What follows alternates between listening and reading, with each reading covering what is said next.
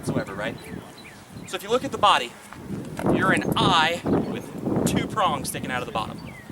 Shoulders, hips, spinal column, and my 2 legs, all right? All of my power comes from the ground at some point or the resting inertia of my body if I don't have something to push off of. Anybody here see somebody throw a jump shot or something like that? Kind of weird, right? Usually doesn't work. Very heavily dependent on velocity and placement, right? Because I don't have anything to push off of. I can't drive from something, all right? I have to generate power from the ground.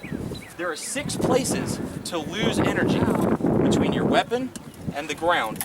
My ankle, my knee, my hip, my shoulder, my elbow, and my wrist and hand, all right? Call that 1 because there's like 30 some joints in that, right? If any of them are weak, my shot is reduced. If I go to Strike Master Eric, and I go to throw this monster overhand shot, bang! I need to make sure I'm pushing with my ankle, I'm extending my leg, I'm trying to push this hip towards him, I'm twisting the eye, right? Both bottom and the top. I'm turning that rotational energy into a linear energy. I'm driving from my shoulder through my elbow with my tricep. And then I have to make sure at the last moment I've closed my hand, my wrist is straight, and I'm impacting that target cleanly.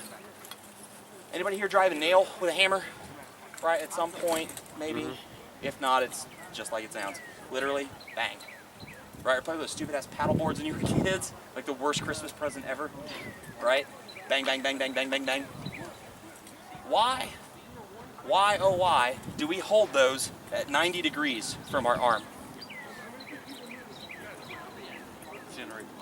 You're generating force, right? We're not compromising our grip, right? When people strike a hammer, they don't strike a nail, right? They're not driving a nail with a loose wrist. They're driving it, they're trying to strike it in the middle of their power stroke, literally, bang. I'm not trying to compromise that wrist, all right? Exact same thing with a shot. I want to make sure that every joint is engaged in this shot.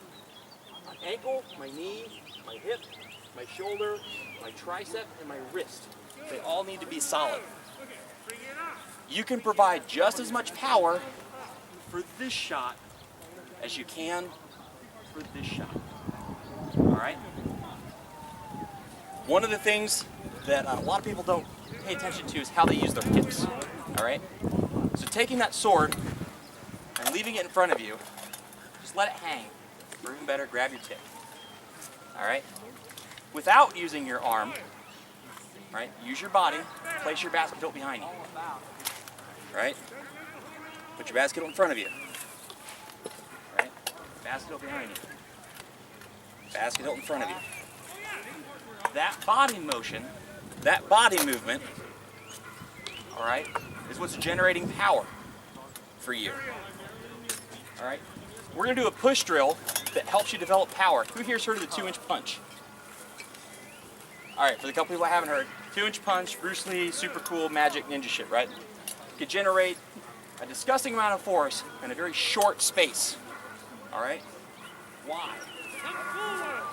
He's using all of the joints of his body. He's literally punching someone with the earth from 2 inches away. Bang. All right? To train this, we don't have to do a bunch of 2-inch punches. All right? Specifically, what we're trying to do is generate power in such a short stroke. So I'm going to place my hand, open or closed, doesn't matter. I like closed because it simulates a shot, on an opponent, and I'm going to push. And most people, when they're pushing on somebody, they don't feel them move. You see them start to do this dig-in thing where they're like, ugh, and they do that.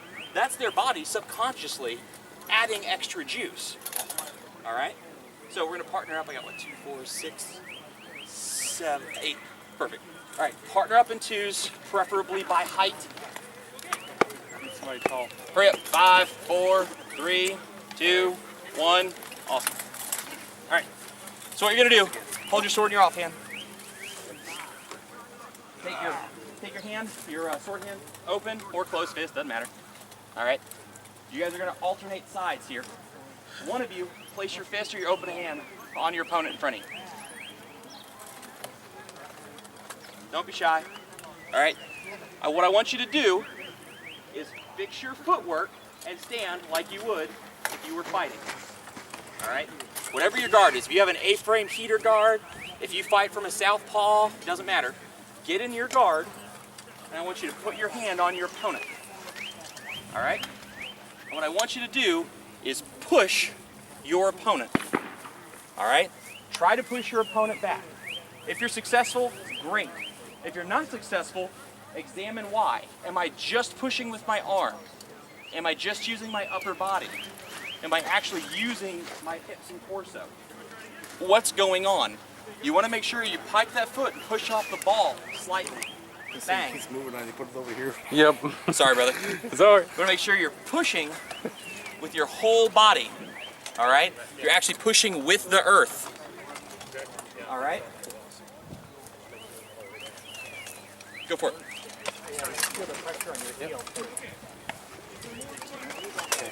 What you guys shouldn't be doing, you don't need to chamber up to do it. You don't need to grab power and then come forward. What you're trying to do is from a static position, drive your opponent. You're not trying to add any extra kinetic energy to it. You're literally working on that musculoskeletal chain. From your ankle, through your knee, through your hip. Push, push, push, push, push. Viscount Tristan had us doing the same thing on a pal with the sword, but just laying the sword there and doing that last. Absolutely, absolutely. It's the exact same thing. You're learning that musculoskeletal chain from the ground to your opponent. All right. Everybody comfortable with that? Does that make sense? Does that seem hard? Yeah. I want you guys to actually think in your mind. Shut your eyes for a second while you're doing it, and place a bullseye on all of the muscles you're using. Your calf is contracting, right? Your quad is contracting. Yeah. Your hamstring is contracting. You're driving that hip forward, right? Your abdominals, your obliques, your intercostals. You're turning, right? You're using your shoulder, your upper arm, your front delt, your pectoral muscles, your tricep. Everything is driving into your opponent. The only difference between that snap and that offside is your orientation of your wrist as you throw it. All right? Try it. Try it again. Stop. Go through the exercise. Think about each muscle. Try to activate them in sequence. Calf, knee, hip, glutes, quads, right? Hip, abdominals, into your opponent. As you get more pushing power, you'll find that you are more efficient.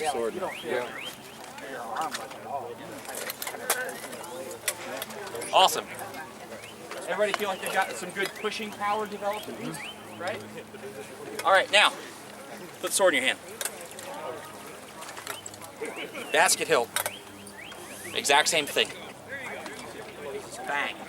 All right? You're not chambering. Put it on your opponent. Same thing. Push. Everybody do me a favor. Nobody smack anybody in the face with a basket hilt. That was not an issued instruction. Got more armor there. This is all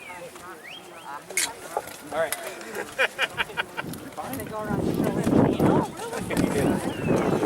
All right, so once you've done this a couple times, turn your wrist over like you're throwing a flat snap. Do the same thing.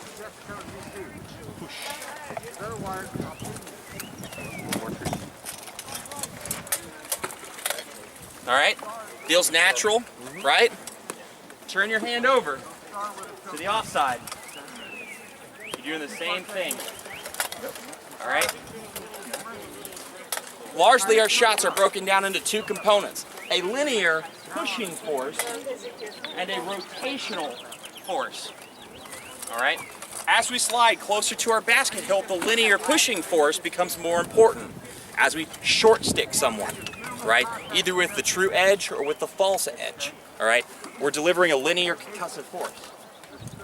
The rotational forces affect us at the end of the blade, all right? Foible, strength, weakness, closer to your hand, tip, however you want to call it, right?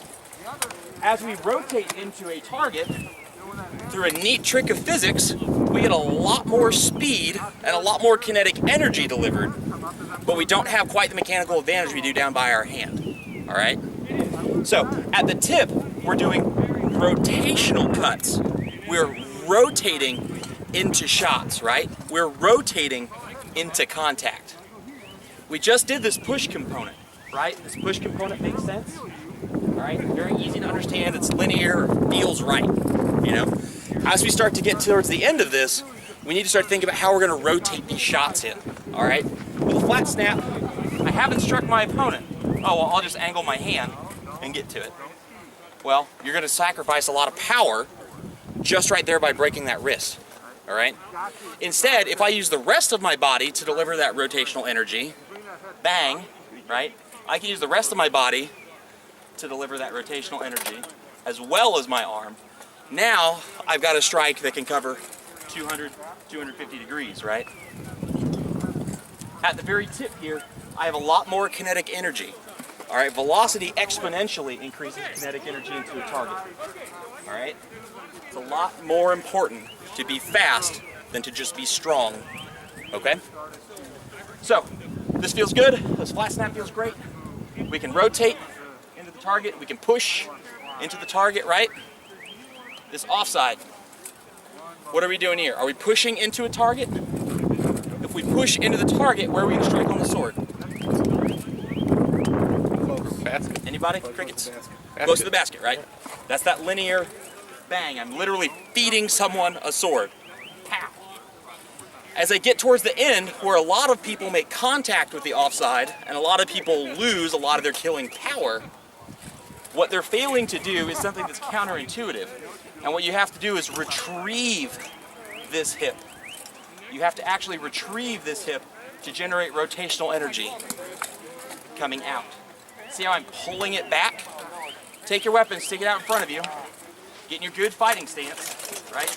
And instead of pushing with that shot, pull it, right? You don't even have to move your arm for it, and you can tell where that rotational energy can come from, right? So, if I'm throwing that offside and I strike close to my hand, bang, linear. I'm using this hip to push, everything comes forward on my sword side. If I'm trying to strike with the foible of my sword,